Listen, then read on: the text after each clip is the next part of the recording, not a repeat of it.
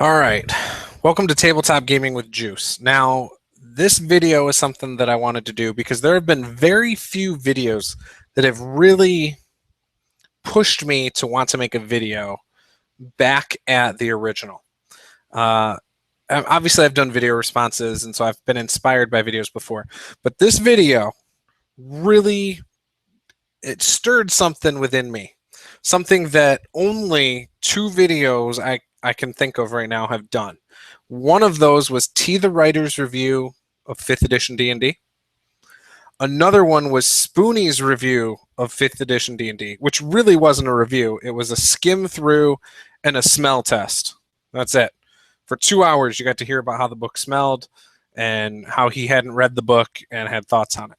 So anyways, that's that. So with that said, let's jump into this. Nerdarchy had done a video today because it's been a year since 5th edition came out.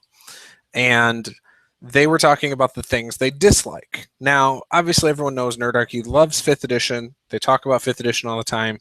They play 5th edition. They're very firm supporters of 5th edition. I am too. I love 5th edition. Now, the things they said they disliked, most of which I could not have agreed with them at all. And first of all, let's stick to the thing I agreed with them on. I agree that the Ranger Beastmaster having to share their actions with their animal companion is garbage. Because of that, the Beastmaster class isn't as appealing to me. For flavor and character, sure, it's still just as appealing as it was before, but the fact that you give up your actions so your animal companion or whatever can do something kind of kills it for me.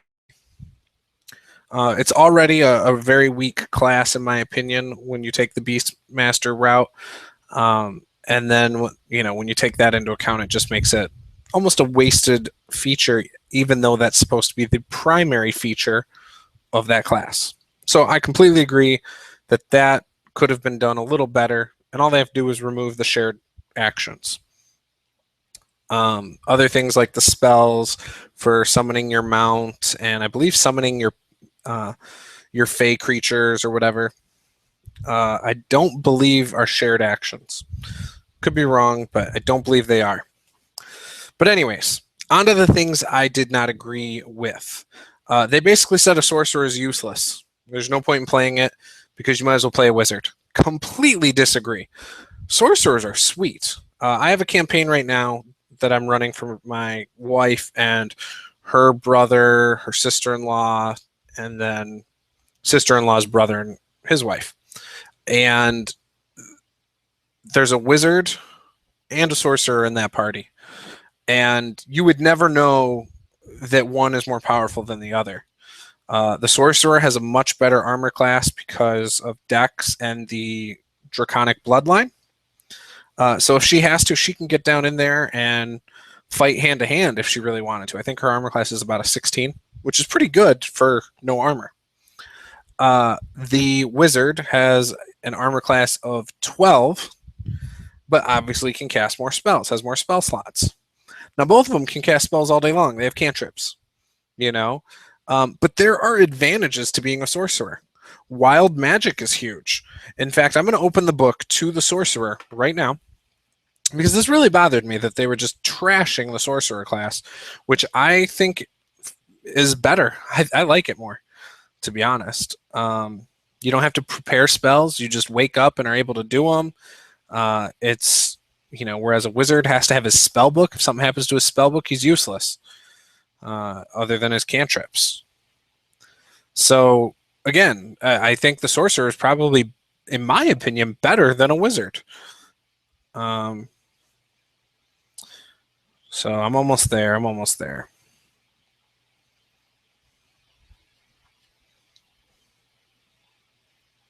There we go. Okay, sorcerer.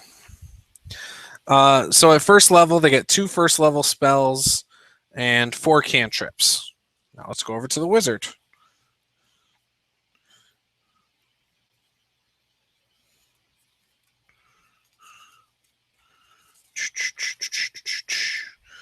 Two first level spells, 3 cantrips. So they get 1 extra one extra cantrip there.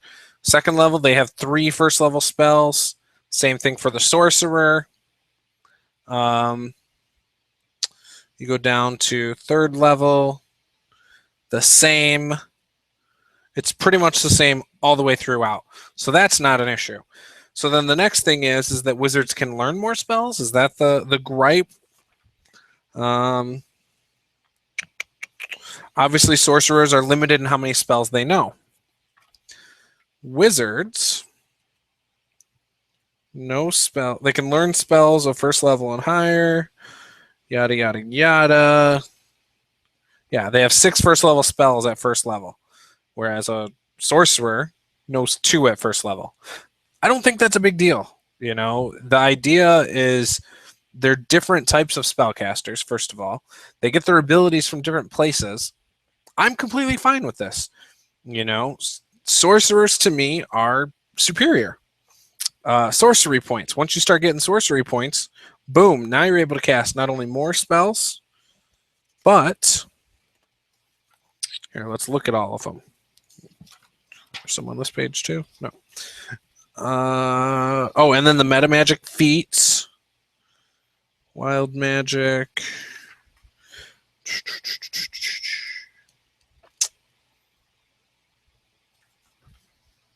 Yeah, okay. Careful spell. When you cast a spell that forces other creatures to make a saving throw, you can protect some of those creatures from the spell's full force. To do so, you must spend 1 sorcery point. So you can do an area effect spell that would normally hurt your party. That protects your party. Distance spell. When the spell has range of 5 feet or greater, you can spend a sorcery point to double the range of the spell. Being able to hit something even further away. Huge. Empowered spell. Now, obviously, distance spell would probably not be as efficient if all your stuff is miniature play. But if you're using any theater of the mind, you have like a dragon that's like 200 feet away from you, you can hit it, you know, or whatever, something flying or something just really far away. Empowered spell. When you roll damage for a spell, you can spend 1 sorcery point to re-roll a number of the damage dice up to your charisma modifier. You must use the new rolls. You can use empowered spell even if you have already used a different meta magic option during the casting of the spell. So again, you can basically add damage when you know you rolled poorly for damage. Awesome. I think that's great. Extended spell. When you cast a spell that has a duration of 1 minute or longer, you can spend 1 sorcery point to double its duration to a maximum of 24 hours. Again, that's something that could be huge too. So now you're using 1 sorcery point to double the time of a spell. That's saving you from having to cast the spell a second time. So you're saving yourself a spell slot. Heightened spell. I mean, I can go on. Twin spell is awesome. I think sorcerers are better than wizards. So you guys saying that, oh, a sorcerer has to be offense and you can't have any flavor, I don't understand what you're basing that on. I think that's ridiculous. So that is something that I completely disagreed with. In your video, you had talked about psionics. That I don't have a strong opinion on that. I have never been interested in using psionics or playing a character with psionics, so I don't have an opinion on that. Another thing you guys had talked about is 5th edition not releasing product, and this being because of 4th edition and people griping about 4th edition being a money grab and things like that. You're probably right. I like how they've chose to release books. Could they have released them a little closer together? Sure. But I like how they're doing it. I like the fact that I can go in and get more player options about once a month, once every other month when they put a PDF up and choose to allow it or not. And I like the fact that I've been able to keep up with buying the books or getting the books. You know, I like that. I don't feel like I'm chasing the product line. And I think it makes it better at my table because I can, you know, say, hey guys, all books are allowed, and I'm never feeling like I don't know what's in the books, you know? So I like it. And I know that most people I've talked to tend to like that. And, you know, this is something I've been hearing since day one, but people have complained there's not a lot of character options, and I completely disagree. You know, they've taken it. So, for example, Someone I think even commented on your video, Nerdarchy, that fighters should be only melee combat because you have the Eldritch Knight and things like that. I like how it's set up. They've taken prestige classes and mixed it with the regular classes, so you don't have to do something. You don't have to multi-class in order to get into a prestige class. To me, I think it makes a lot more sense because now if you know, hey, I'm going to play a fighter that's going to be an Eldritch Knight at 3rd level, one, you can RP it, I feel, better. You don't have to run it by your DM if it's okay to be an Eldritch Knight or whatever, Arcane Trickster, because it's one of the class features, so you'll know up front because they'll tell you if they don't want it, but it's a core thing in the game. So you shouldn't have to go around and say, hey, can I do this prestige class? Because I've heard of DMs and GMs not allowing prestige classes in other games because they don't allow multi-classing. The other thing I was going to say is that you have multiple paths to get your desired character. I think you guys had briefly talked about this with the Arcane Trickster. You could basically be a level 20 rogue Arcane Trickster. And that's something you couldn't do with the prestige classes before. You had to multi-class and all of that to get your prerequisites to hit a prestige class. The other thing is maybe you want to be a little better at magic and not be restricted to do illusion type spells. You could very conceivably take 2 levels of rogue, and then your 3rd level would be a level 1 spellcaster of some sort.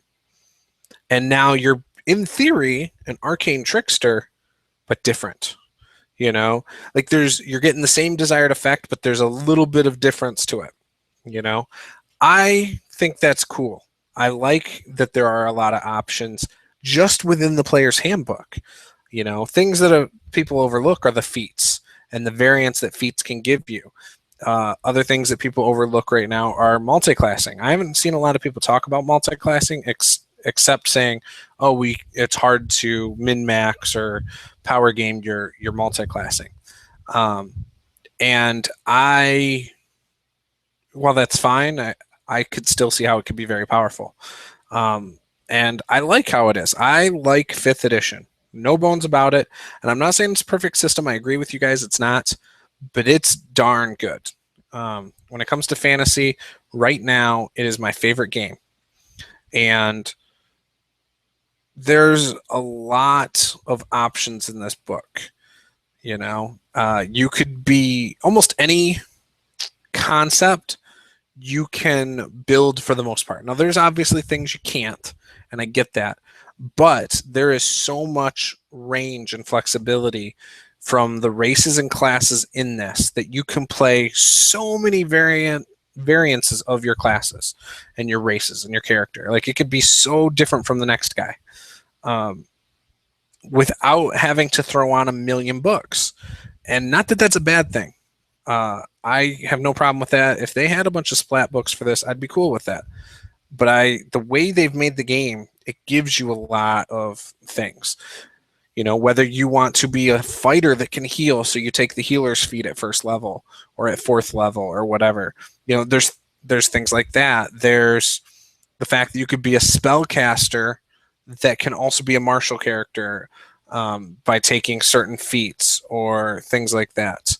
So all of this stuff I really like. And I know a lot of people are hesitant to jump over because they heard, oh, well, there's only that many races and classes. Oh, that's not very many options. And I feel like that's, if you really sit down and dissect how many options there are, there's quite a few, because you don't build first of all, you don't build every fighter the exact same way. A champion fighter is a champion fighter. I get that.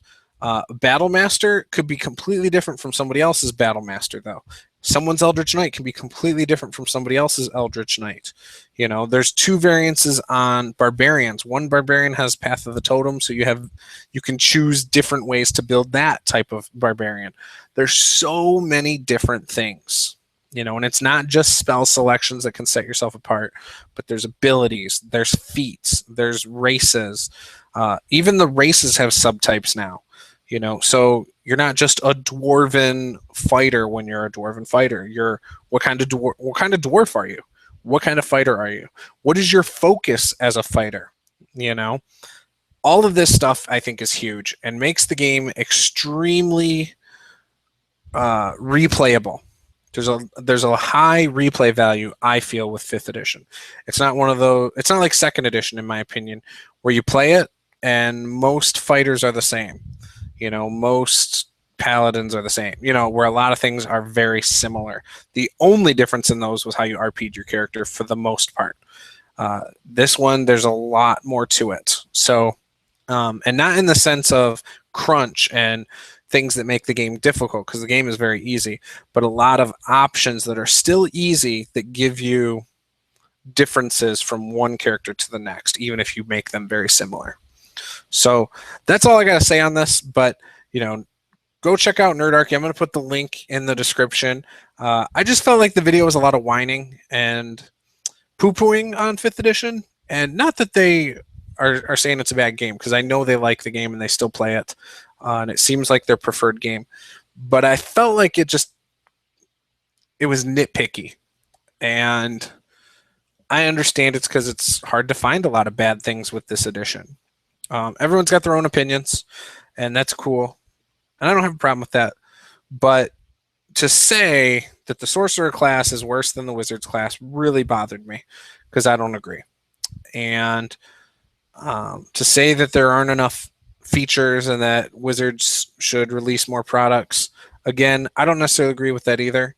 I like how they've done it. I feel like it's a very streamlined version of the game, and everything that they've added to it has been pretty good and pretty on par with the previous things.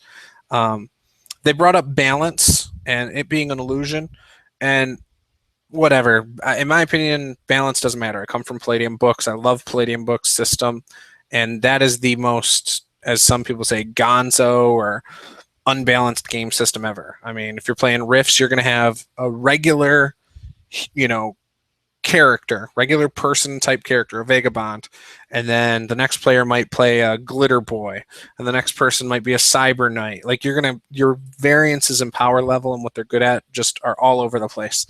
And so I come from that, and coming to 5th edition, it feels damn close to being balanced. Even when something is really powerful, such as a druid barbarian at low levels or a monk druid at low levels, even just a druid that can shape change into a bear and have all those hit points to soak. All of those things, you know, while they're unbalanced, don't bother me.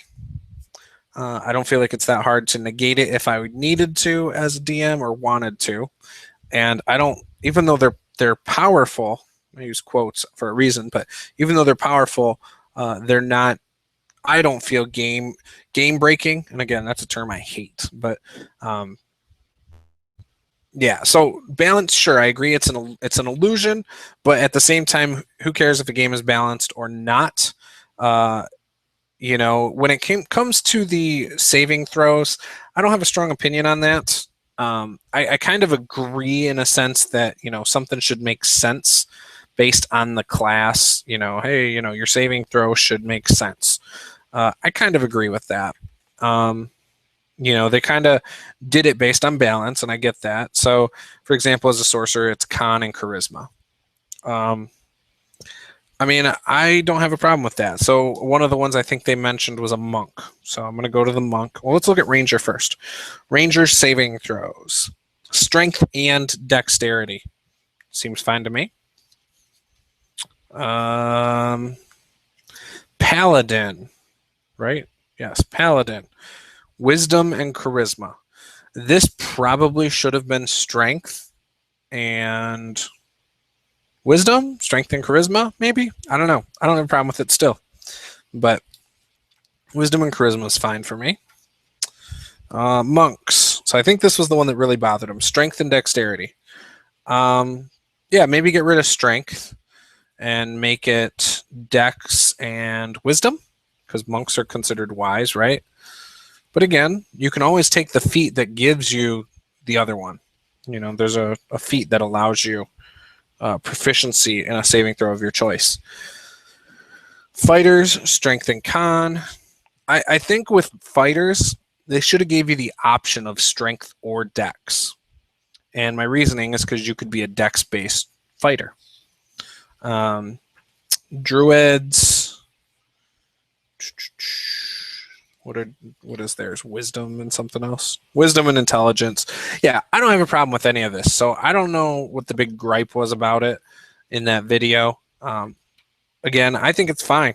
So maybe I'm just blinded to my love of the game. I doubt it. I don't feel like I'm that biased. But I do think that it's fine how they did that. If you even tweaked that a little bit, I don't think that would change my opinion of the game whatsoever. So that's it. If there's anything I missed on that video, feel free to let me know and I will try and touch on it. But yeah, here's me whining and moaning about them whining and moaning. So I hope you enjoyed this video. Be sure to like, comment, and subscribe, and share this with your friends. Talk to you later.